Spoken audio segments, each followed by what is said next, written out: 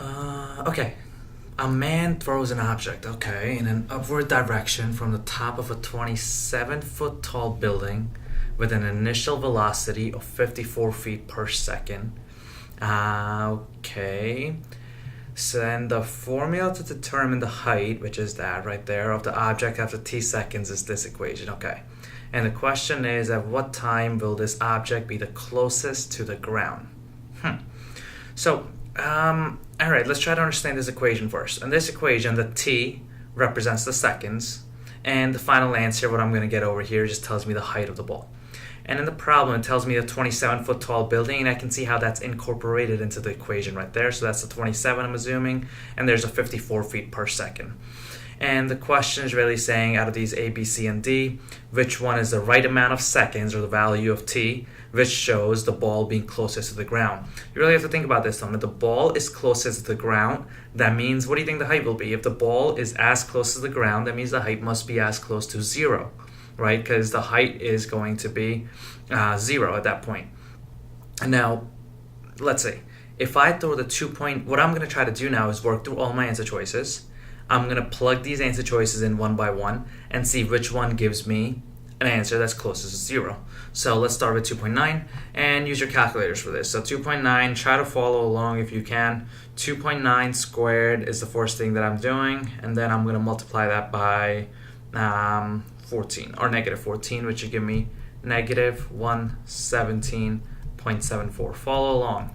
Plus 54 times 2.9, which will give me 156.6, and then finally plus 27. So let's add up all those. So that plus 27, and then minus 117.74, and this gives me 65.86. And let's go over to B now, 3.9. So 3.9 times 3.9 is 15.21.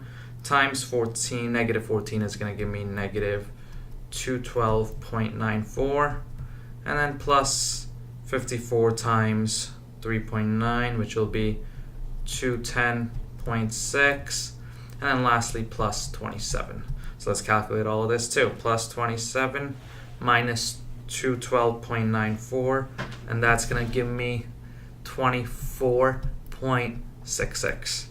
And I'll move on to C now. So C is 4.3 times 4.3, and multiply that by 14, negative 14. I keep missing the negative, so that'll be negative 258.86. And then 54 times 4.3 will be plus 232. I'm doing all these calculations on purpose right now, taking the time so you can follow along.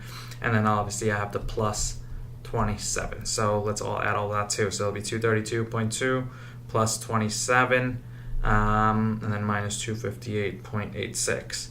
And that gives me 0.34. Now I'm getting really, really close to the ground, 0.34. I can already say that A and B is not my answer. Most likely it's either going to be C or D. So let's give D a shot.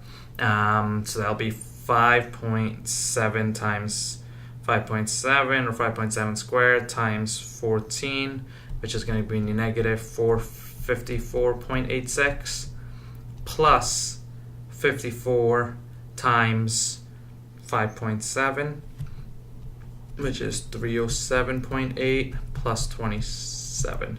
I know this is annoying, I know it's kind of getting dragged out, but I really want you guys to follow along so you can understand exactly what these strategies are, because if you ever get stuck on the SAT, these are really the best way to get around the problem, is use those answer choices, trying to figure out a way to beat the problem.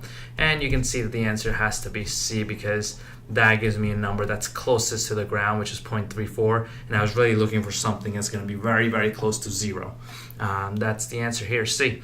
Work backwards whenever you can. I know it might seem a little bit long, it might seem a little bit dragged out, but if you're efficient with it and you can go to the strategy right away, I'm telling you, you might end up spending an extra 30 seconds, extra 45 seconds on, writing these steps out, doing it all out, but the chances of you getting the problem right increase drastically.